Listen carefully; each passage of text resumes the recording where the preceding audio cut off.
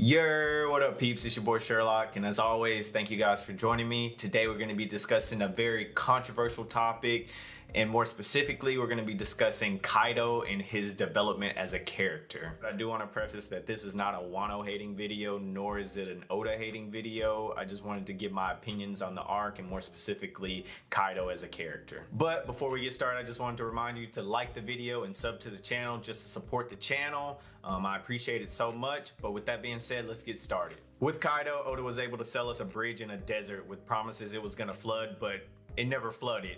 Instead, it held in the form of Yamato, because you know desert's gonna desert and ice powers. Although Yamato's introduction into the story did come as suddenly and unexpected as hell does in the desert. Although in actuality, Yamato's character seemed to make Kaido's picture a bit more hazy instead of clearing it up like we all expected. There was so much amazing potential for development of both characters through the resolution of their past conflicts and trauma. Instead, Oda goofed on a golden opportunity to use Kaido and Yamato's relationship to further develop and resolve both at once. He just continues to set up both characters throughout the arc, with neither of them getting that equal delivery at the end. That brings up the question, why even add in the specifics about the ogre race if it was going to have zero relevance in the end of the arc? And the same goes for the encampment of Wano for the last 20 years. These are just more things that could have been resolved through his interactions with Yamato, but was instead left hanging precariously for some mysterious reason. Now, Kaido's a great character if we're just judging him based off of combat ability and his presence as a villain. He showcased a level of ruthlessness and competence that we rarely see in the series. The supreme cockiness and brashness he exuded during this arc was top tier, but that's what makes what he ends up becoming much tougher to stomach. Kaido at first glance is an indestructible tank of a creature that loves two things: booze and violence. Wait, isn't that Zoro's trope?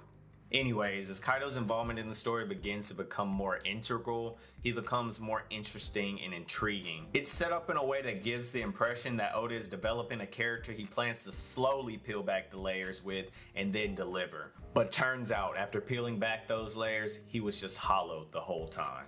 He starts out strong, piquing our interest from the start with one of the most epic introductions in the story. Jumping from a place that essentially required an island-destroying water cannon to get to. I mean, when they told Kaido to touch grass, he really took that itch to heart. Then immediately after getting up from crashing through the ground like a meteor, he proceeds to beat the brakes off a Kid and Killer just because he's mad because he couldn't off himself. I mean, how much more epic could you get? It perfectly introduces us to the absolute unit of indestructibility that is Kaido.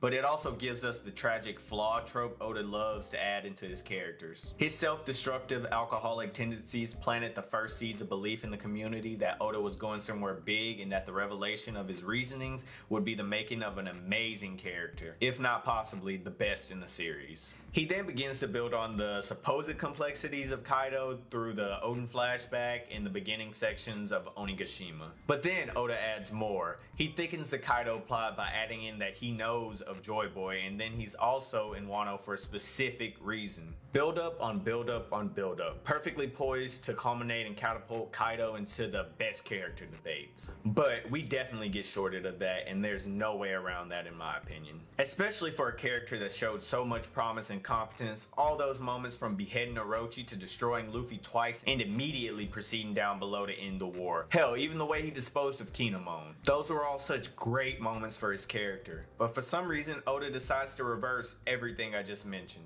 And in my opinion, thereby dampening the one elite trait Kaido had going for him. I believe that, mixed with the lackluster finale for the character, has left many people split on both Kaido and ultimately the Wano arc. Some people bring up the fact that rocks prevented Oda from fully fleshing out Kaido, but I view that as a half-assed and poor excuse. Sure, he could reveal more about Kaido later, but honestly, what would be the purpose? The fanbase has accepted and become content with moving on from Kaido and on to the next adventure, no matter how bitter this conclusion to the story felt. I mean, Oda basically blue-balled and beamed all of the fan base twice with the Kaido family. I mean, that last statement should tell you guys everything you need to know. He didn't even give them a last name. He gave Kaido an offspring, a unique race, and even gave him a dynamic relationship with Yamato with plenty of room for development. But we got no resolution to literally any of that. I mean, we didn't even get a simple reason for him wanting the One Piece. And I mean, I don't want this to sound like I'm hating on Wano. I actually want to emphasize that I enjoyed Wano overall week to week. It has some of the most intriguing and hype chapters in the series easily. Kaido just kept dropping fire one-liner one after another. He just kept showing feats of strength and endurance that lived up to the hype that had been built. He absolutely dominated the fight with Luffy, and that's after taking an attempted jumping from 9 other dudes and another jumping from 5 other dudes with only a grandma to back you up. Hey, actually pause. Respect Big Mom. Respect Big Mom. So as far as building on and delivering upon the legend of Kaido, then I think Oda did a fairly good job. It just becomes a problem because Oda himself set up Kaido to be much more. He left the breadcrumbs. This is the main problem I have with both Kaido and Wano, and I also believe it's a problem that a lot of the fan base has with it too. I think we were very much let down in this aspect. Now don't get me wrong, this does not lessen my expectations of Oda going forward into the final saga of this amazing series, nor would I dare say Oda is washed now, but it definitely is a miss on Oda's near spotless record. As I've said before, I think we can primarily attribute all of this to the bloated size of the Wano arc. I think Oda bit off too much with the amount of characters and moving parts in this arc. Too many important people in this arc deserved more fleshing out, but never exactly got that time because there's only so much panel space that can go around. The 9 scabbards fall victim to the same thing in this arc. Oda creates an amazing character in Oden to try and give them a bigger appeal and purpose, but it actually backfires and has the opposite effect. It actually ends up lessening the scabbards' impact on the fans because that affection was then allocated to Oden instead. You can point to characters like Basil Hawking, Scratchman Apu, King, and even Diaz Drake, and you'll see the same pattern. I think Oda and probably primarily his editors made an executive decision to go ahead and clip Wano right now and cut their losses instead of continuing on for another 2 to 3 years trying to tie up all the loose ends.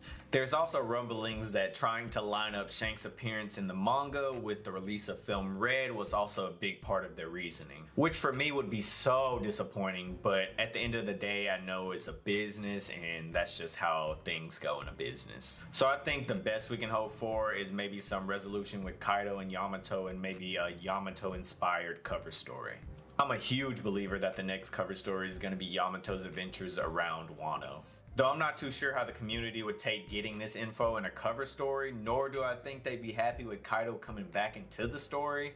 I feel his time in the story seems to be over. But like Kaido's time in the story, this video's come to an end. But to fill the void, I have another video right here for you, and maybe right here too. Thanks to everyone who checked out this video, and as always guys, let me know your opinions in the comment section below. How do you feel about Kaido as a character? How do you feel about Yamato? And just give me your general thoughts on Wano as a whole. And it'd really help if you'd smash that like button and hit that giant red sub button. It helps out the channel so much. And if you really like me that much, you know, like SpongeBob like Squidward, then you can hit that bell to get notifications when I post and when I live stream. But I hope you guys have a beautiful day or night wherever you are, and I'll catch you on the flip. Peace.